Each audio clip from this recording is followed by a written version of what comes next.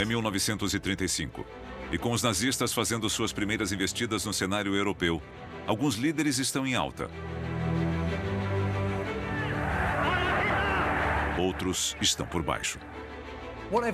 Todos queriam se aproximar do Führer. Há muita puxação de tapete, com todos disputando posições. Joseph Goebbels ganha terreno, enaltecendo o nazismo com sua propaganda. Hermann Göring combate rivais e seus próprios demônios. Mas Rudolf Hess é o grande perdedor. Os homens fortes de Hitler eram como um balaio de gatos. Eles viviam brigando, enquanto Hitler observava e permitia que a briga continuasse. Agora eles ganham um colega perigoso, Martin Bormann. Ardiloso e implacável, ele trabalhará nos bastidores para sabotar a todos. Esta é a história dos asseclas de Hitler. Os ciúmes, as disputas internas e a bajulação que criarão um monstro e alimentarão os maiores horrores do Terceiro Reich.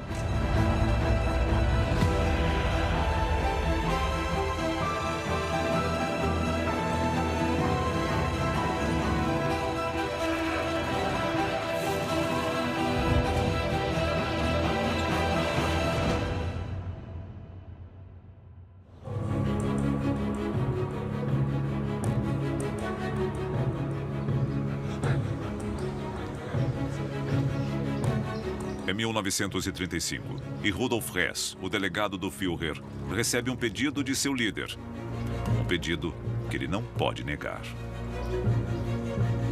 Adolf Hitler quer que ele transforme seu retiro em Obersalzberg no que será, na prática, a segunda sede do governo. Sua Berghof, a corte na montanha. Obviamente, ninguém dizia não a Hitler. Quando Hitler dava uma ordem, por mais que você fosse próximo a ele, tinha que abaixar a cabeça. Hess é o mais antigo e leal seguidor de Hitler. Como um bom discípulo, servir ao seu líder é a razão de sua existência.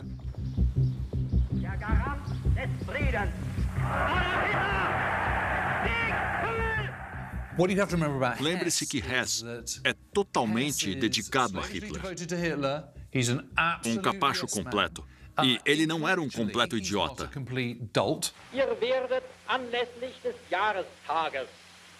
Hess se considera o braço direito de Hitler e o arquiteto da grande visão nazista que conquistará a Europa. Mas ele não entende que os membros da cúpula nazista passam mais tempo lutando entre si do que contra o resto do mundo. E esta é uma batalha que ele jamais vencerá.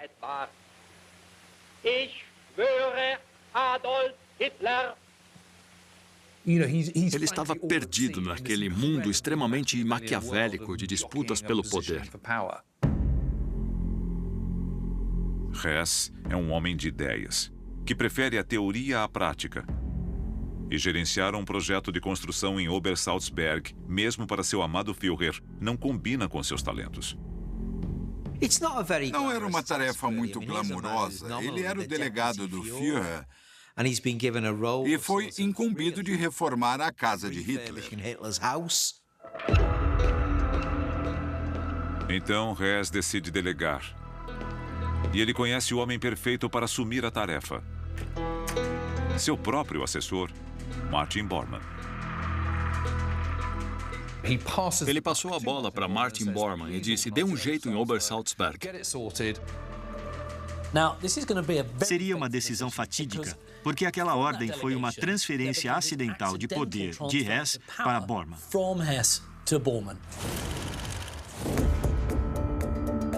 Martin Bormann é uma figura discreta nos círculos nazistas e basicamente desconhecido pelo país em geral. Ele não é um político habilidoso ou um bom orador. O que o destaca é sua capacidade de organização. Quando surge um problema, Bormann tem a solução.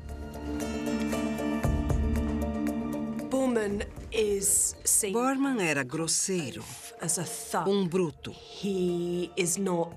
Ele não era sofisticado e vinha de uma classe inferior. Ele não tinha as arestas aparadas. Se Bormann entrasse aqui, ninguém notaria. Ele não era alguém que projetava carisma. Não era um Hitler, um Göring ou mesmo um Goebbels. Era um homem discreto. Mas não por isso menos perigoso. O posto de assessor no departamento de Hess é apenas um degrau para Bormann. Ele sabe servir, mas é apenas uma fachada. Bormann está determinado a chegar ao centro do poder, custe o que custar. Era um homem implacável, muito ambicioso, que faria o possível para agradar a Adolf Hitler. Um completo psicopata. Ele parecia um capanga da máfia. E tinha memória fotográfica. Alguém que se atém a detalhes tem muitas oportunidades de subir na vida.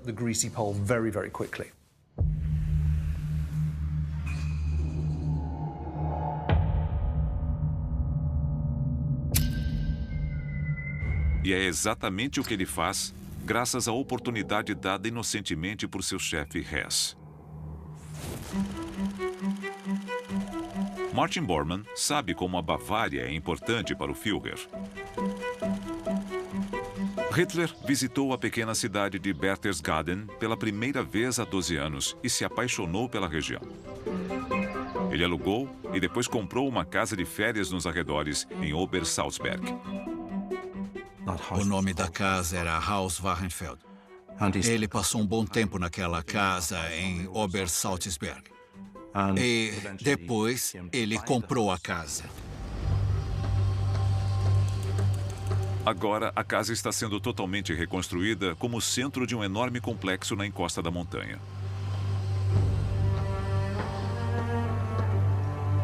Outros podem ver o Berghof como um mero trabalho administrativo. Mas Bormann é sagaz o bastante para entender que a tarefa pode ser seu passaporte para o alto escalão. Ela pode colocá-lo em contato direto e frequente com o Führer.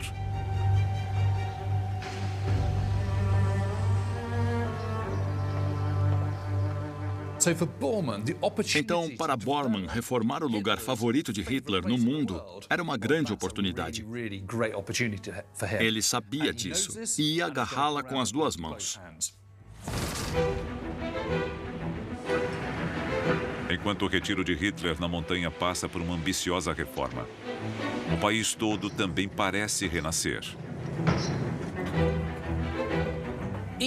Até os maiores detratores do nazismo olhavam para a Alemanha nessa época e tudo o que o regime estava fazendo e diziam: bom, nem tudo é ruim, o desemprego está caindo e o PIB subindo. Talvez Hitler e o Partido Nazista estejam realizando o milagre econômico prometido. Uma nova Alemanha ganha forma.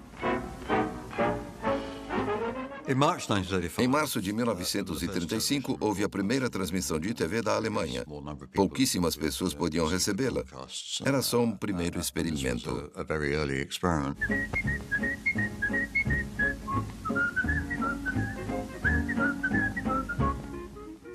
A TV era um grande símbolo da modernidade e os nazistas adoravam tudo que era moderno, porque isso ajudava a projetar o Terceiro Reich como um movimento voltado para o futuro. O crescimento voltou. E isso podia ser divulgado pelo rádio, pela televisão, pelo cinema. A mensagem foi espalhada e todos na Alemanha e fora dela começaram a acreditar.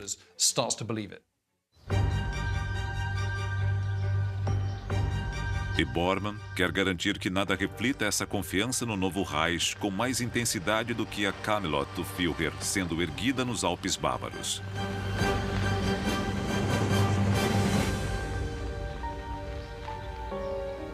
Mas há um problema. Para realizar seus planos luxuosos, ele precisa de mais terras. É um desafio que ele encara com a brutalidade característica. Bormann visita os vizinhos com um pedido: venda e vá embora. É uma proposta difícil de recusar. Ao lado do Berghof havia um hotel e o dono não queria vender.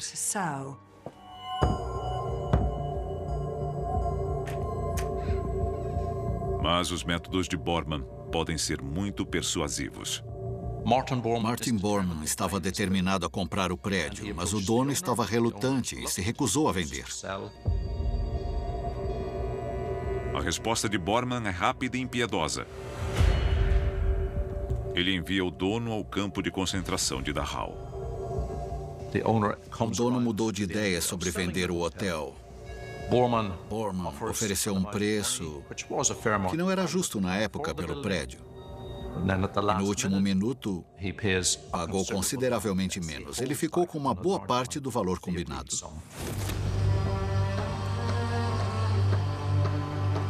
Os métodos de Bormann são grosseiros, mas eficientes. Ele forçou a compra das terras em volta do que era um chalé modesto para criar um verdadeiro império que virou a corte de Hitler.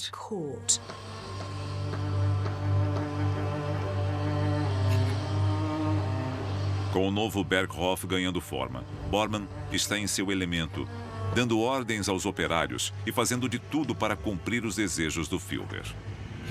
Ele supervisionou muito de perto e era um chefe estrito e abusivo. Fazia da vida dos operários um inferno, mas entregava resultados.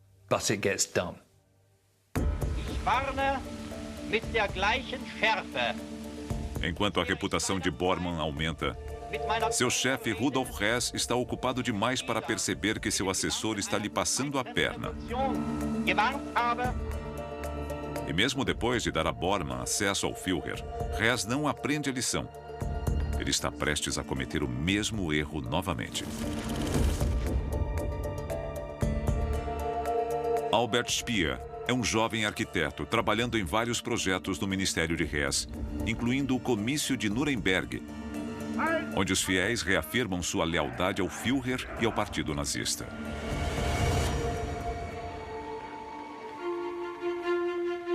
Speer projeta uma enorme águia como parte do cenário. Não querendo assumir a responsabilidade pela ideia, Hess o envia a Hitler. É uma reunião que mudará a vida de Speer. Hitler se encanta com um jovem prodígio. Hitler viu Speer, aquele jovem e elegante arquiteto, e o cooptou para o maravilhoso projeto nazista. Por um tempo, Speer frequentou um mundo dourado e subiu na vida. Cresceu muito, sempre sob o brilho da admiração de Hitler.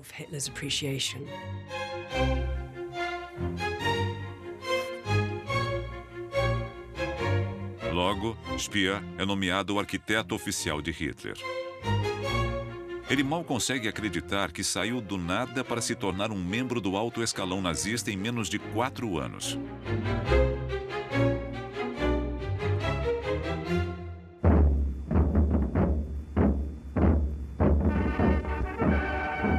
Depois da águia, o jovem talento tem mais ideias grandiosas para a reunião anual. Ele queria algo dramático para o comício de Nuremberg e ficou sabendo que nos Estados Unidos eles usavam holofotes apontados para o céu que ficavam parecendo colunas romanas infinitas. Mas as ambições de Speer o colocam em conflito com um dos pesos pesados do Reich. Ingenuamente, ele acha que pode simplesmente pedir 130 holofotes antiaéreos emprestados à Luftwaffe. Mas ele está provocando o homem errado. O comandante em chefe Hermann Göring se enfurece, dizendo que é uma ameaça à segurança nacional.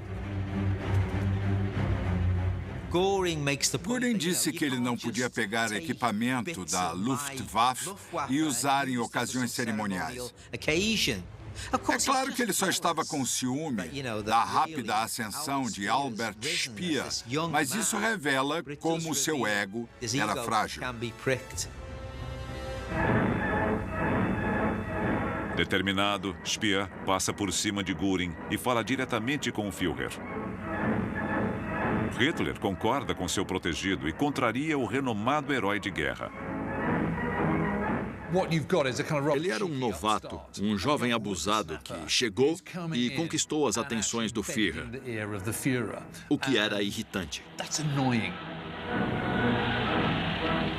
Speer consegue o que quer e sua catedral de luzes torna-se a imagem clássica da propaganda nazista.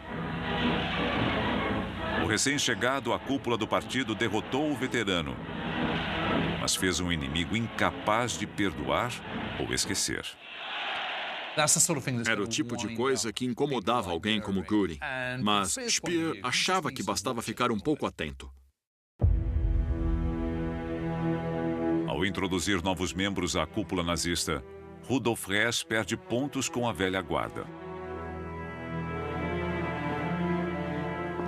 Para piorar, Hess percebe tarde demais que seu próprio assessor está se tornando indispensável a Hitler. Martin Bormann usa o projeto do Berghof para se aproximar do centro do poder. E o delegado do Führer começa a se sentir desnecessário. Este foi um momento muito importante no racha entre os dois homens. E Bormann saiu por cima. Ele recebeu uma tarefa importante e a executou muito bem. Hitler ficou muito impressionado.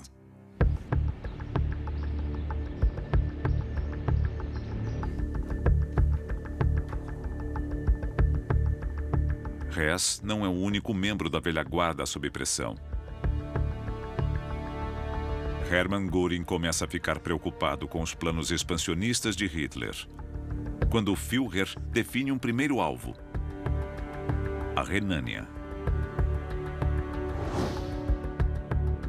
Desde o fim da Primeira Guerra Mundial, os alemães são proibidos de posicionar soldados nessa área ao longo da fronteira ocidental. Mas em 1936, Hitler decide reocupar a região com suas tropas. Ele sabe que será uma atitude popular, em casa, e um recado para a França e a Inglaterra.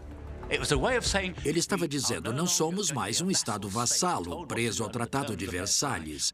Vamos retomar a liberdade alemã. Mas é uma aposta. Göring teme que os aliados respondam à provocação com força militar. Göring tinha toda a razão em acreditar que era uma provocação desnecessária. Mas foi voto vencido. Mais uma vez, Göring é obrigado a recuar com seu orgulho ferido. Sem dúvida, Göring seguia Hitler. Ele era muito leal a ele, mas não entendia direito qual era o objetivo de Hitler. Ele certamente queria evitar uma nova grande guerra. Mas as coisas são ainda piores para Hess. Ele pode ser o delegado do Führer, mas sequer foi consultado sobre os planos de reocupação da Renânia.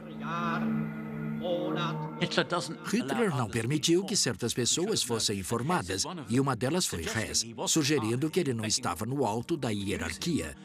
Ele era útil, mas não digno de receber informações que seriam fundamentais para um ministro importante. Enquanto Hess é excluído, um membro mais sagaz da cúpula nazista vê na Renânia uma grande oportunidade para impressionar o Führer. Joseph Goebbels tem a missão de vender o sonho nazista. E esse é o tipo de ocasião com a qual ele sonha há anos. É sua hora de brilhar.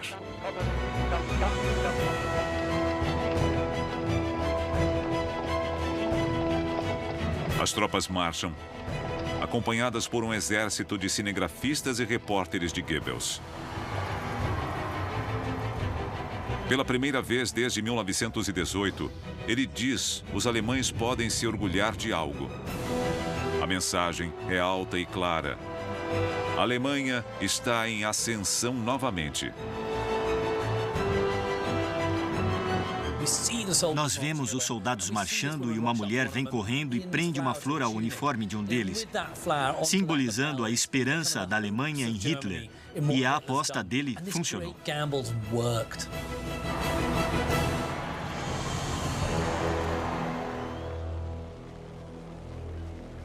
Após os primeiros movimentos do Partido Nazista no cenário europeu,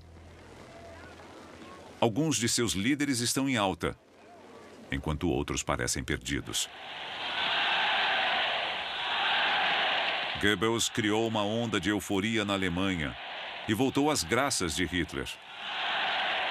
Göring foi colocado em seu lugar e Hess foi marginalizado.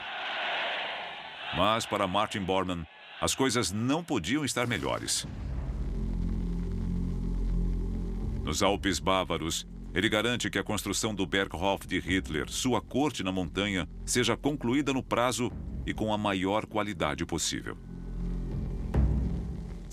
Bormann, como o homem que revitalizou Obersalzberg, está em uma posição muito mais forte do que antes.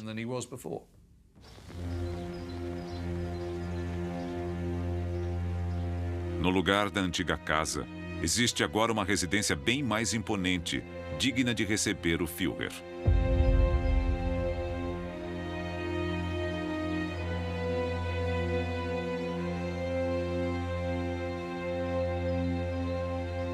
O complexo inclui prédios administrativos, alojamentos e casas de hóspedes.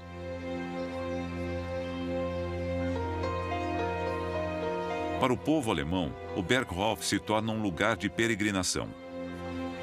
Grupos escolares e admiradores de seu amado líder viajam até a Bavária de todo o país. E dignatários estrangeiros são convidados a visitar. Entre eles, o ditador italiano Mussolini e o antigo rei da Inglaterra, Eduardo VIII, com sua esposa, a duquesa de Windsor. Eles eram recebidos no Berghof com muitas saudações e guardas da SS.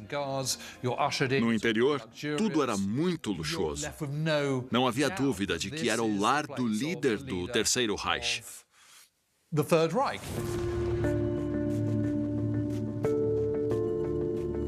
A propriedade cobre 26 quilômetros quadrados. E no subsolo, Bormann planeja uma fortaleza nazista. Uma vasta área capaz de acomodar até 1000 pessoas no subsolo.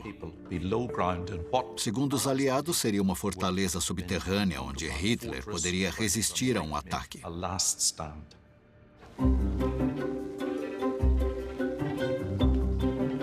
Mas no verão de 1936 não se fala em fortalezas defensivas, muito menos em ataques inimigos. Bormann criou para Hitler uma casa de férias dos sonhos e um quartel-general em um só lugar. Acho que Hitler viu Berghof como uma sede alternativa do governo, parcialmente porque era preguiçoso. Ele gostava de governar a Alemanha de sua sala de estar. Hitler tomou todas as suas decisões e bolou todos os seus planos no sofá estampado de sua sala. Isso é incrível. Para os asseclas no topo da hierarquia, esta é a melhor época. Eles ficarão conhecidos como o Grupo do Berghof. Mas, embora um convite a Camelot de Hitler seja visto como um sinal de aprovação, ele tem um preço. Se você fosse levado ao Berghof quando ele ficou pronto, no final dos anos 30, podia se preparar para o fim de semana mais cansativo e constrangedor imaginável. Vamos começar pelo anfitrião. Adolf Hitler, um homem que acordava tarde e ia dormir tarde. E toda noite você tinha que ouvi-lo discursar na sala de estar até 3 ou 4 da manhã. E ir embora antes seria traiçoeiro e desleal.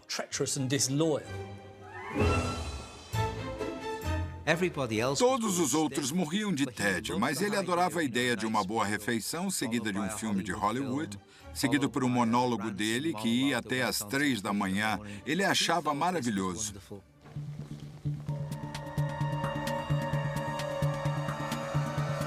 E o novo Berghof é o palco onde as rivalidades e intrigas entre os cortesãos de Hitler se desenvolvem.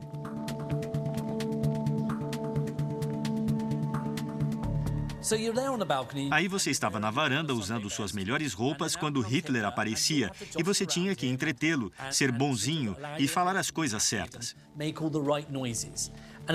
Ao mesmo tempo, você sabia que outro membro da cúpula ao seu lado estava tentando ser o mais bajulador possível. Então, era um círculo vicioso terrível. Uma disputa, basicamente, para ver quem bajulava Hitler melhor. Então eram vários egos enormes e personalidades fortes, os vizinhos do inferno, com todos eles tentando agradar a Hitler para manter suas posições e subir os degraus. Eles não eram amigos pessoais. Bormann e Göring, por exemplo, eram inimigos mortais, eles se odiavam. Himmler odiava Goebbels. Goebbels odiava Himmler. Himmler e Goebbels odiavam Göring. Nenhum deles gostava dos demais, com exceção de Hitler. E havia muito atrito entre algumas das esposas, e as crianças mais velhas deviam notar. Mas quase sempre havia um homem muito simpático chamado tio Adolf, que apertava as bochechas deles, brincava com os cachorrinhos e provavelmente era tudo muito agradável. Mas, na verdade, era o oposto disso. E o mestre de cerimônias da corte nazista é o homem ambicioso nas sombras, Martin Bormann, que é desprezado por todos os seus rivais. Mas isso não o incomoda. Com sua enorme sede pelo poder, após conquistar a confiança do Führer, ele se deleita com a atenção. No Berghof, era Bormann quem realmente mandava. Era a corte de Hitler, mas o feudo de Bormann. E aqueles foram seus dias de glória. E Bormann está prestes a dar um golpe de mestre.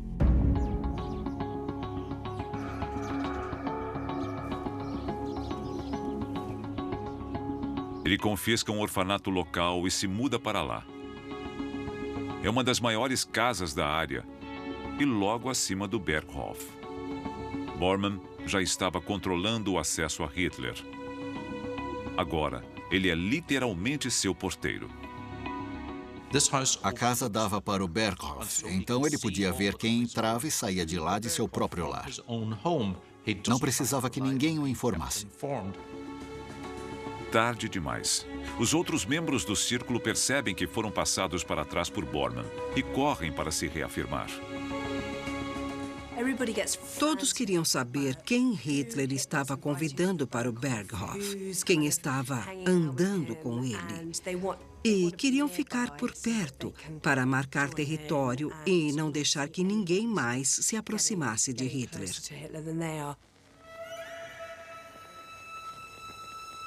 Cada um tenta superar os demais, mostrando fidelidade total ao líder, ao Reich e a tudo que ele representa. E no mundo privado do Berghof, eles se sentem seguros para debater o problema judaico. Por mais culto, cosmopolita e sofisticado que o grupo do Berghof pareça, é fácil esquecer que nestes sofás estampados, as ideologias mais perversas são criadas. Era um paradoxo curioso. que só fazia sentido porque havia uma nova moralidade, entre aspas, dentro do nazismo. Ela permitia que alguém fosse culto, inteligente e estudado, e, ao mesmo tempo, defendesse ideias radicais, horríveis e racistas.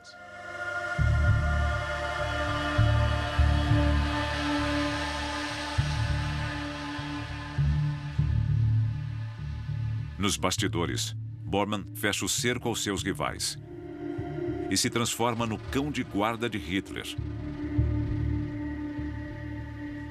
Ele assume o controle das finanças pessoais do Führer e dos cofres de todo o partido nazista. Ele decide quem recebe o quê. E onde há dinheiro, há poder. O ardiloso Bormann, que já chamavam de eminência marrom, um trocadilho escatológico para descrevê-lo, estava ganhando mais poder como tesoureiro do partido. Isso lhe dava muito poder sobre as pessoas que pegavam os empréstimos.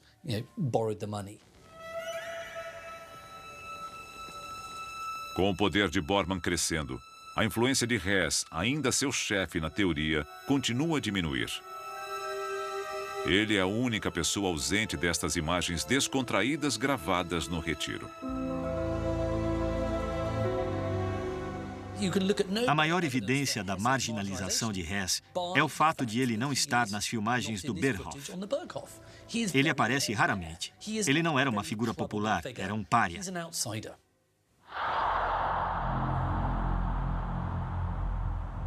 A recusa de Hess em entrar nas disputas pelo poder faz com que ele caia cada vez mais na hierarquia. A cada desfeita, real ou imaginária, sua mágoa aumenta. Ele se torna um hipocondríaco, buscando terapias alternativas para tratar suas supostas enfermidades. Seu comportamento se torna bizarro. Göring, após mencionar sua nevralgia a Hess, recebe um dia um monte de pacotes. Para a diversão dele, Hess disse que ele devia usar aquelas panelas para tratar a nevralgia. Ele devia enchê-las com água em diferentes temperaturas e mergulhar diferentes partes do corpo nelas. E depois disso, Göring não conseguiu mais levar Hess a sério e achou que ele tinha enlouquecido. Hess era um homem perturbado. Ele estava inseguro quanto ao seu papel no partido e se retirando, voltando a ser o sujeito estranho que sempre foi.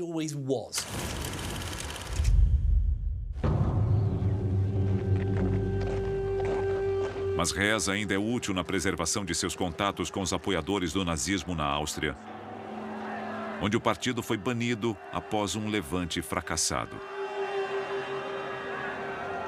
O trabalho de Hess como mensageiro prepara o terreno para a invasão do país vizinho, que Hitler enxerga como o primeiro passo rumo ao domínio da Europa.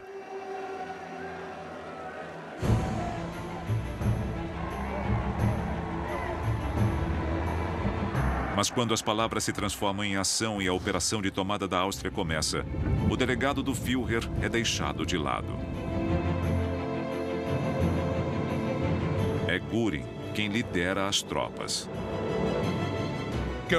Em primeiro lugar, Göring fez uma grande exibição de força da Luftwaffe. Os aviões sobrevoavam, davam meia volta, eram reabastecidos e continuavam. A demonstração de força tem o efeito desejado. Os alemães tomam o país sem disparar um único tiro. Novamente, a aposta dá resultado. Eles entraram sem oposição e sem baixas. Um exemplo de diplomacia aliada à força e deu certo.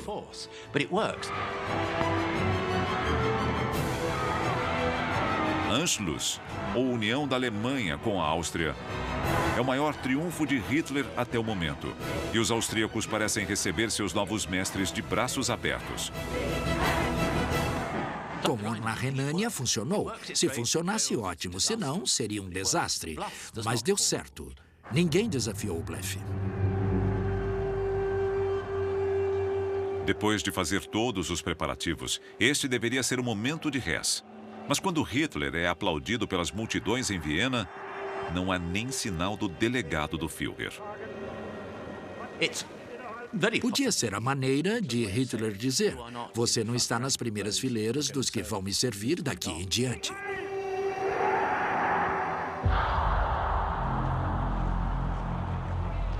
Na superfície, Anschluss parece uma união pacífica de duas nações.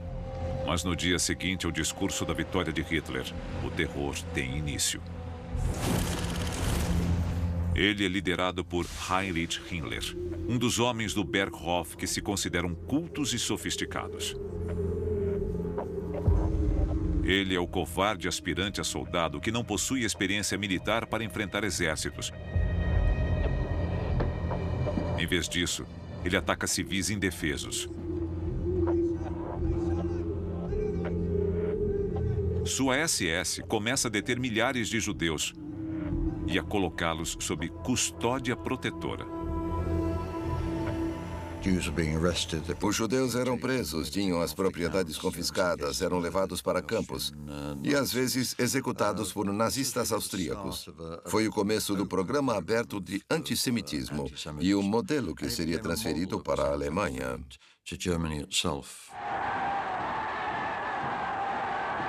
De volta a Berlim, Göring é aclamado ao lado de seu Führer, enquanto um eufórico e alienado público alemão celebra mais uma grande e aparentemente pacífica vitória.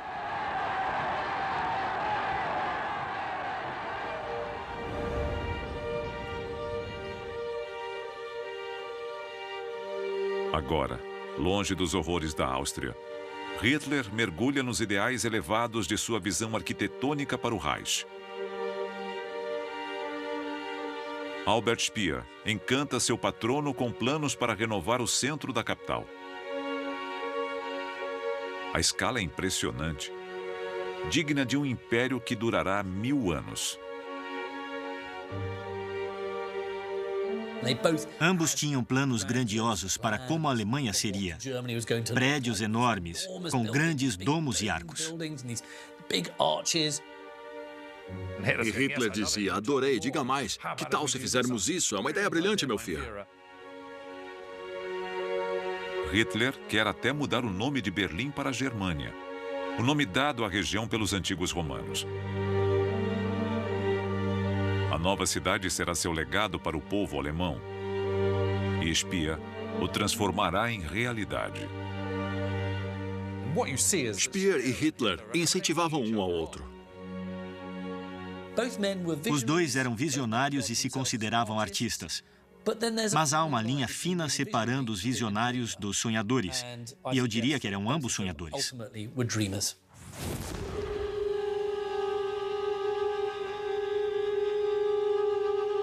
Compartilhando a mesma visão e entusiasmo, os dois homens tornam-se próximos.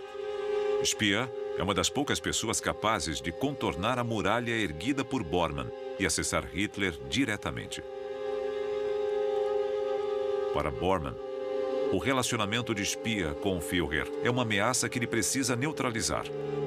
Mas há outro membro da cúpula nazista cujos laços pessoais com Hitler estão além do seu alcance.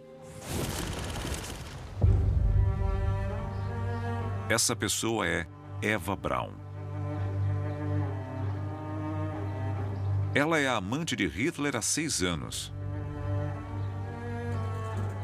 Eva tinha 17 anos quando foi apresentada ao líder do partido nazista de 40, enquanto trabalhava como assistente de seu fotógrafo oficial. Eva Braun era uma pessoa bem extrovertida. Ela gostava de se divertir, de se exercitar e de fumar. E Hitler não gostava de nenhuma dessas coisas. Então, quando Eva Braun ficava sozinha, no Berghof, com um pequeno grupo de amigos, levava uma vida totalmente diferente de quando Hitler estava lá.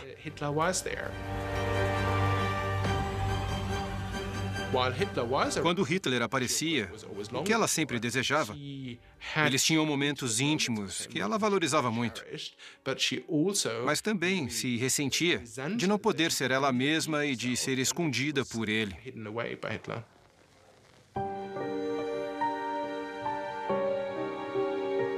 Eva nunca aparecia em público, mantida em segredo do povo alemão.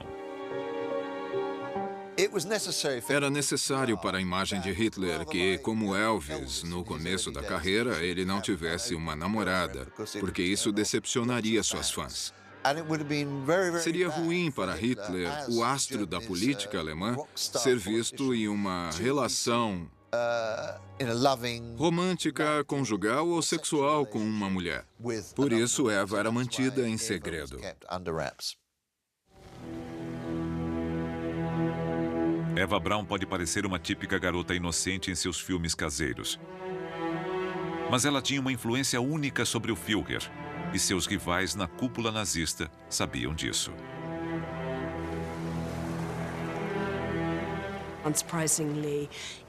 Aparentemente, Eva Braun e Martin Bormann se odiavam e lutavam pela supremacia na corte de Hitler.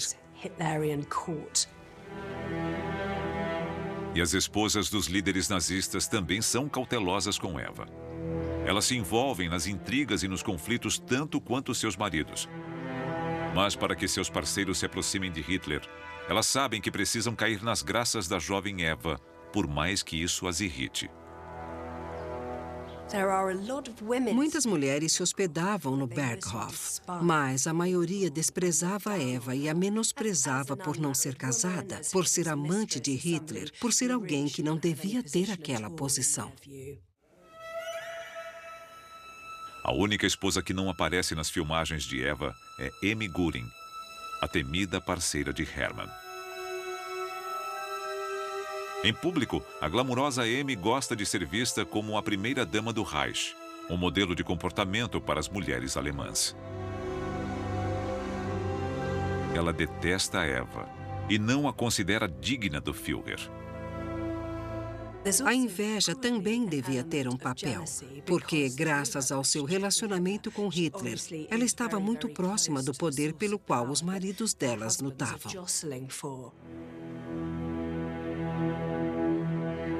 Até os homens tratavam Eva com cuidado e não se importavam em bajulá-la, como ela registra em seu diário.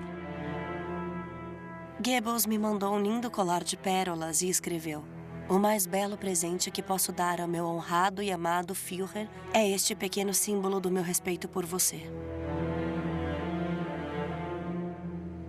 Mas o gesto extravagante de Goebbels para conquistar o favor de Eva Braun é um passo em falso.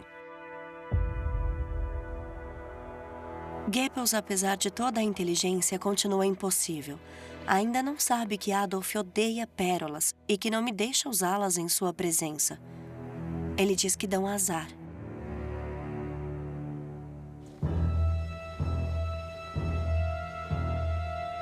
Ao longo de 1938, a competição no séquito de Hitler continua, enquanto o capítulo seguinte do domínio europeu começa a ser escrito.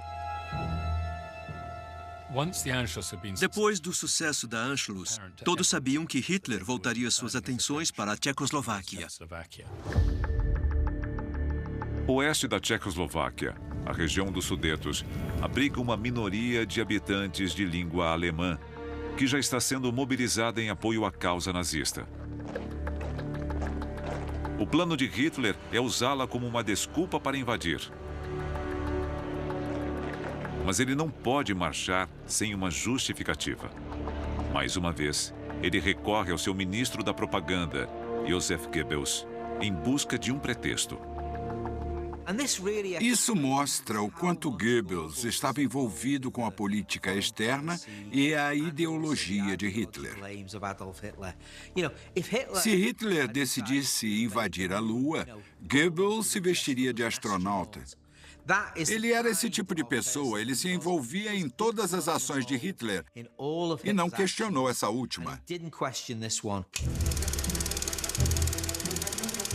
A máquina de propaganda de Goebbels volta ativa. Ele instiga a divisão e o ódio, retratando estes alemães como vítimas da opressão tcheca. E afirma que a região dos Sudetos precisa voltar à mãe pátria para que a ordem seja restaurada. Ele inventou histórias sobre agressões a pessoas de etnia alemã para apresentar a Alemanha como protetora de seus filhos. Goebbels vendeu essa invasão como uma intervenção humanitária.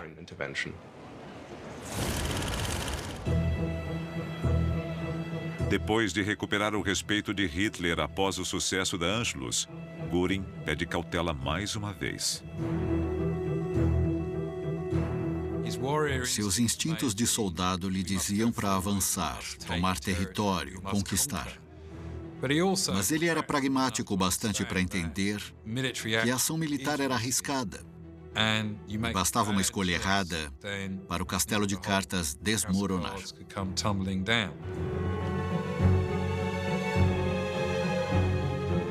Novamente, Hitler ignora o conselho de Göring. O veterano de guerra não aprendeu que seu líder não muda de ideia depois que se convence de algo.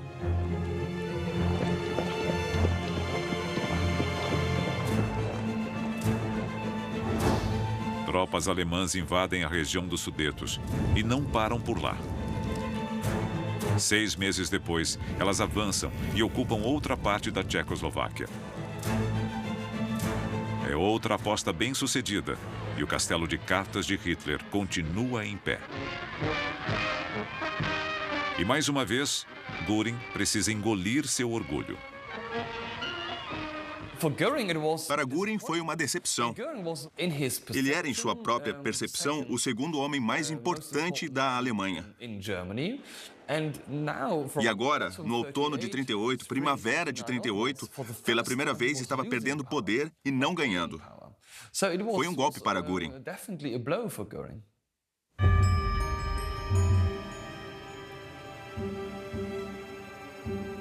Abalado, Göring tem mais um problema. O antigo vício volta a assombrá-lo.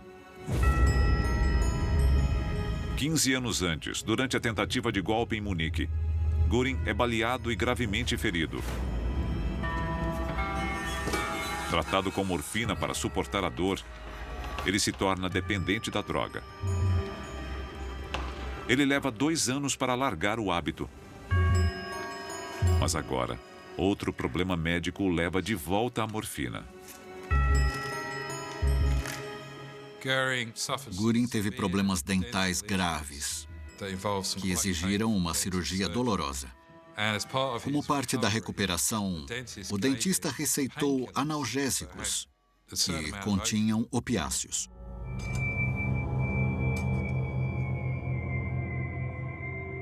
Logo, ele se vicia novamente. E nos anos de guerra que virão, os boatos sobre o vício em morfina mancharão o currículo de Göring. E sua carreira continuará instável. Ele não consegue se concentrar em dirigir a Luftwaffe. E é visto deitado no sofá durante o dia, entorpecido, comendo, bebendo e usando drogas demais.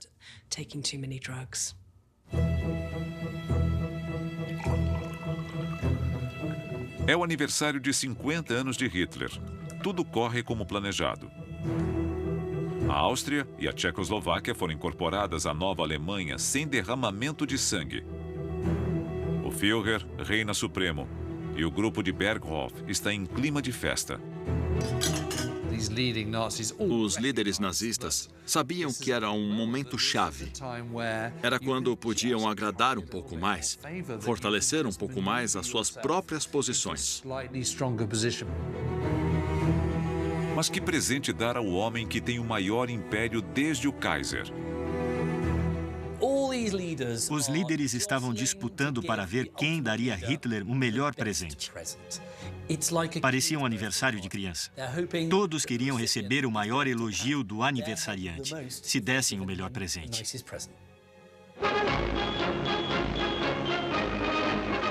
Cada membro do séquito de Hitler tenta superar os demais com gestos extravagantes para mostrar sua lealdade. Goebbels organiza a maior parada militar desde que o Terceiro Reich chegou ao poder. Göring promove um sobrevoo impressionante da Luftwaffe. Speer apresenta uma enorme maquete de um arco da vitória que quer erguer em homenagem ao Führer. Foi muito infantil. Era uma disputa. Olha como eu gosto mais do Führer do que você.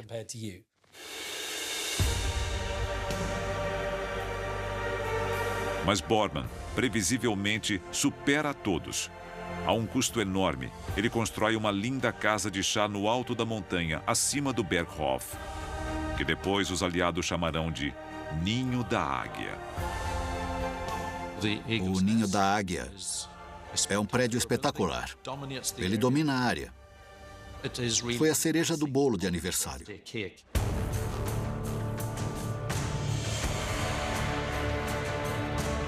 O Terceiro Reich está chegando ao auge de seu poder. É uma época eletrizante para a cúpula nazista.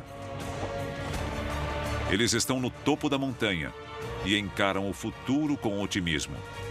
Todos, com exceção de um. Havia um líder nazista para quem o futuro não era tão brilhante, Rudolf Hess.